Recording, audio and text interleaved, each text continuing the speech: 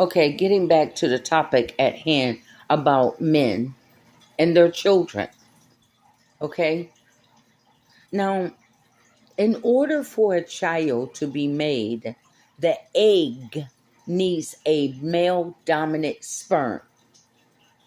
In order for that egg to become fertilized, now the two have already joined together just through the egg and the sperm meeting each other and created a child, a baby. The two created the baby. A woman did not create the baby by herself, nor did a man. It took two. It took the sperm and the egg to come together. Do you understand me? When God made man, God made the woman out of man rib. God put him in a isolated moment of operation and did surgery on the man because God seen that it was not good for a man to be alone. So he made him a companion. He made him a helpmate, a woman that will be by his side to help him, not to be abused, not to be used, but to be a helpmate. You understand? I'm going to tell you why. Because I'm going back to the first message that I made. I'm going to tell you why. When you get out of yourself for a moment as a woman, about needy, I want you to get me bags and clothes and shoes. Get out of that mind frame, because we have been also programmed and trained to be that way. Look at the load of responsibility that one man has on them. Not only do he have to perform for damn society, and if you're black, you got to perform twice as hard, or you're going to be racially profiled. So he got to get out there among other lions out there, if you will. And hopefully he'll make it back in time, because there's some crazy, vicious lions out there every time a man leave his house. Are you understanding me? A man has a lot of responsibility. You know, when I was a single mom, I couldn't understand, God, why you got me going through all of this hard stuff that a man would go through. I even had to fight men over my house because they thought that they could come up in my house, and I had to defend my family. I had to fight for myself and my children. Isn't that the position of a man, to be a provider and a protector? Well, I had to become that.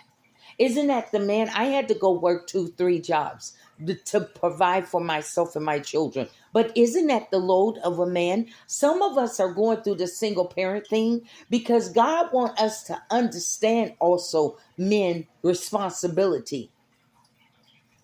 It's a heavy load on them. And do you think that they not get frustrated with all of that load on your shoulders? I did, and I still do.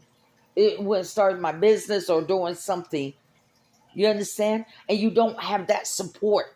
You don't have that help me. You feel me? I'm trying to, because I know some of the other women don't like me. I don't care if you don't like me, because the feeling is mutual. I don't like you neither. I don't like your attitude. I don't like your nasty attitude and your shitty five way neither. Because I'm a good hearted woman. And for you to have an issue with me, that's why I know that you got psychological issues. Because I'm really down to earth and I'm a cool woman to get along with. Now, the man in the garden had a lot of responsibility. He had to tow that whole garden, and no telling how many kilometers and wide and long and length that God had it going on.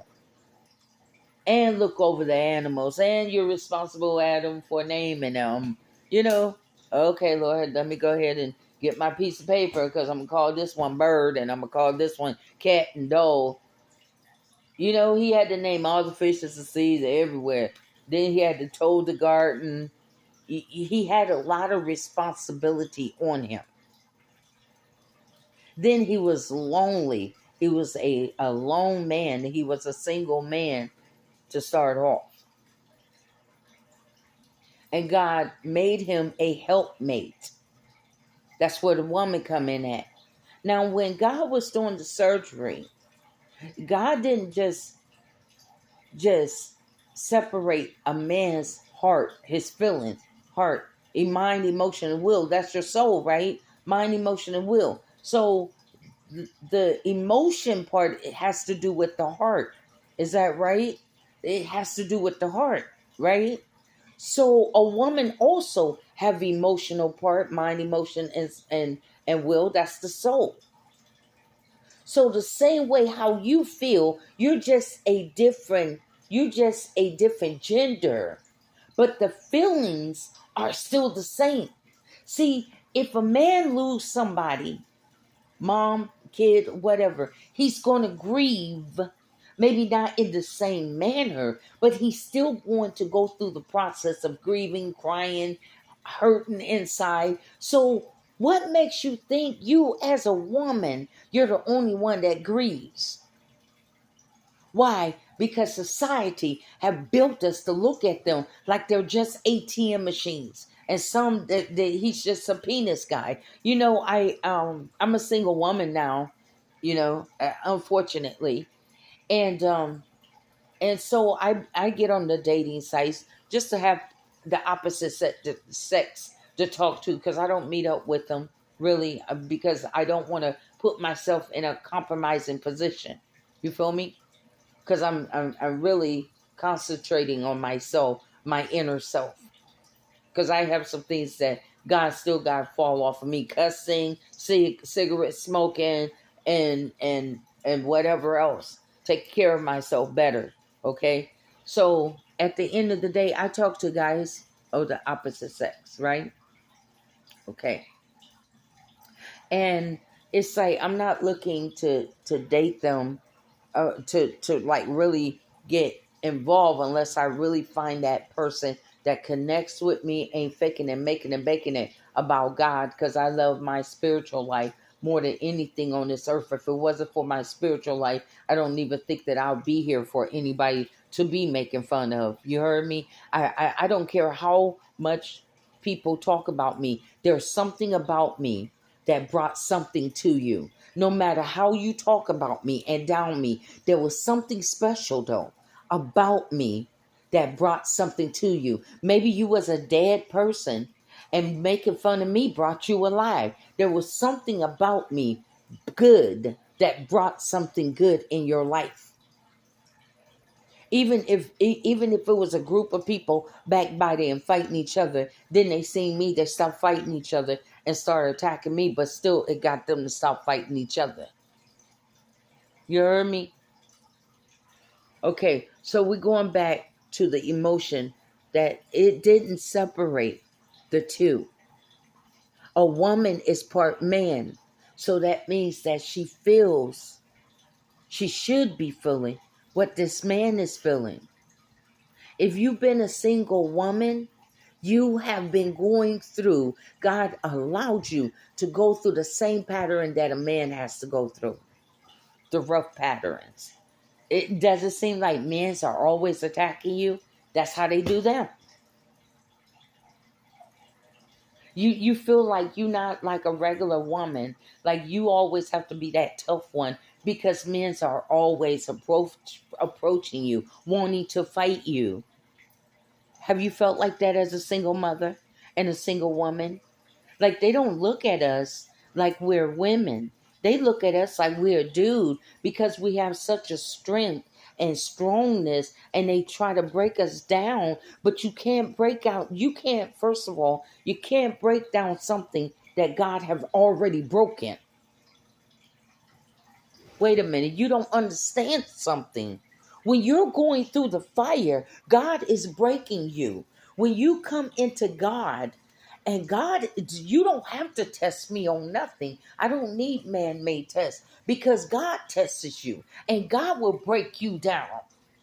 You understand? To the point where I used to be so prideful, I wouldn't ask people for nothing. Become homeless, and you really need something real bad. You'll find a way, ma'am. I'm selling flower pens, I'm selling pens, I'm selling chips or whatever. Or, ma'am, I hate to ask you, but do you have $1 or two? You understand me? Broke that pride down quick.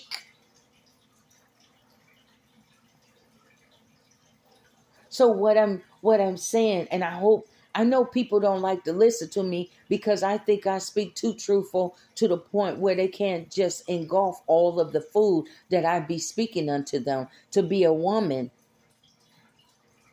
and I'm talking to you about maybe you're having boyfriend and man problem because you're not relating to him. He's not feeling loved by you. You always want to feel love. Well, how damn, man, go get you a doll or something. Because now when you look at it from a man perspective, he can only do so much. And he cannot be sitting up there babysitting you and telling you how beautiful you are 24 damn hours a day when he got to go to a job to keep a nice house over your head. Because some women's really got it made. And I'm not jealous of you because the Bible says don't envy or be jealous. But I can tell you this. I struggled for many years. And I know some people, the pastor was right when he said some people gloat and they get a kick out of your struggles. And they don't want to see me come up out of struggles because for so many years they have been sitting up there gloating and I'm glad I'm not in that situation. Are you understanding what I'm saying? I'm glad I got a bed to lay down in, my house, my this, my, some women, you throw those subliminal things in my face because I didn't have or I don't have my. I got a bed to sleep in. That's what this one lady that worked for a nursing home, a nursing facility told me after I came out the hospital. And I was staying in a weekly. Well, at least I got a bed to lay down in every night. Are you understanding me? Some women can be very sneaky and cattyish, even with other females. Just listen to the words that they say towards another female when they're being catty. And I think I'm better than you because I got this and I got that. You feel me? Just listen more carefully. So, my message to you or to whoever want to listen. If you don't, I seen this one pastor in Georgia when I started ministry training. And his pastor told him, even if you got to preach to one person, you still preach the word, you still speak, and you still teach it. So that's what I'm going to do. Even if they don't told nobody to listen to me, at the end of the day, I'm still going to speak it because you never know at the right time, the right season. Maybe I was here to heal men and not women. Maybe that's why I had to go through so much hard, tough things in life with men and deal with them and fight them. Because that was God's way of also showing me these are the things that men deal with. No matter how macho that they try to act and tough, Mr. Tough Guy. If you're so tough, how come this little lady is able to tame you? And you so much in love with her. If you so tough, you should be tough with the whole world 24 hours a day. I don't see some of the so-called gangsters. I see that she tamed you. It was something about this woman that was able to get into your heart and your mind. Are you understanding me? The right woman can really bring that toughness Fasana on down. Bring tears to your eyes. Make you don't want to live without her at all. And I don't think that it's her beauty. I think that it's a love connection of your heart that she's understanding you and she's trying to, even if she doesn't clearly see things all the way from a man perspective. But can you see some of the things that I'm saying to you? Yes, I do now that God is showing me. It probably, if a man try to explain to me, I will probably block it out. But sometimes if you leave people alone and they spiritual, they have a sensitive spirit for the Lord. And eventually God will teach them and the Holy Spirit will show them. And I'm very sensitive when it comes to the spiritual realm. So if I had a mate and he was praying over me and he was praying about the situation, I guarantee you that God is going to come to me and God is going to show me. Some men are straight assholes. Please excuse my language. Some men, no matter what you say, how you say it, pray it, whatever, they are not from this planet. They are from Demonicville. We are talking about fathers and dads that, man, because the relationship didn't go wrong, you took this man baby from him. You took his children from him.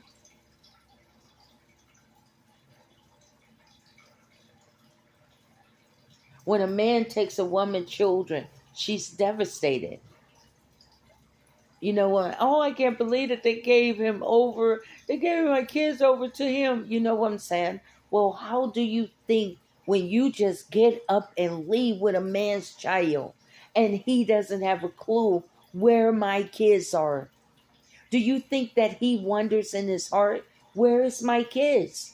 Where's my kids? Wait, why would a man do that? Why would a man do that? Because that's his sperm.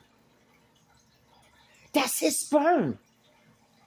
That's his seed that you carried and you gave birth to. And if he was a good man, I'm sure he was in the delivery room. I'm sure that he was in the hospital. I'm sure that he was up in the middle of the night feeding the baby too, rocking the baby. And then he gets bonded to a child and you go and take his baby away from him. And then you wonder why they get hardcore with you. Then you wonder why they just want full custody. You gonna take my kid away from me like that? I don't want you to have custody. I want full custody now. That's dirt.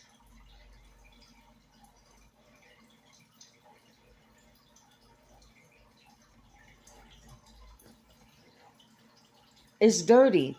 And maybe some men that get a blessing out of this, that a woman is starting to see a little bit of what men go through. Because we've been trained to just see you as ATM machines, money man, or the penis man. And this is what I wanted to talk about. Oh, when I'm on those dating sites, that's where I want to go. The first thing that some men show me and offer me is their penis.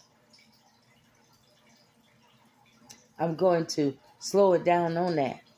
Because you know what? It's saying that women have only viewed you for penis. This is your worth. You're meeting me for the first time and you're offering yourself up to me like a prostitute, a free prostitute, a male whore. But I'm not buying. Because I know that there's something more inside of you than just your penis. I don't want to hear or see your penis. I want to hear and see from you. I want to know how your mind functions, because that's the only way you're going to get me. You must be intelligent and mature. You will never get me by all of this be mean and all this. No, that's a traditional male abusive way. And they keep on passing this down from generation to generation. No, women like for you to be tough and dog them out. Not all women, so you can't generalize like you don't like for us to generalize all men. Not all women like it. That's a lie, and the truth ain't in you. Because it turns me off. I see you immediately as an abuser. Oh, just pick with her if you like her. No, you're an abuser. And I wouldn't want to have nothing to do with you. You was in a group of men, not boys, men making fun of me, talking mad crap about me, and then on the side trying to lay down in the bed with me. No, go on. Go on and find whoever make you happy. Because I'm good. Because I got God by my side. And your penis can't work. Your penis probably been offered up to more women than I am. And what I'm trying to make, the point I'm trying to make is this: you worth more than your penis. And then some, see, I got money. I got plenty of money. Yep, because that's what you've been programmed. That no woman will love you no other type of way. Of course, I want a man financially stable. I'm not going to lie to you, just like any other woman. Black women have been programmed to accept the okie doke and don't be like the white woman and look for a financial stable man. Well, change the game. Game changer.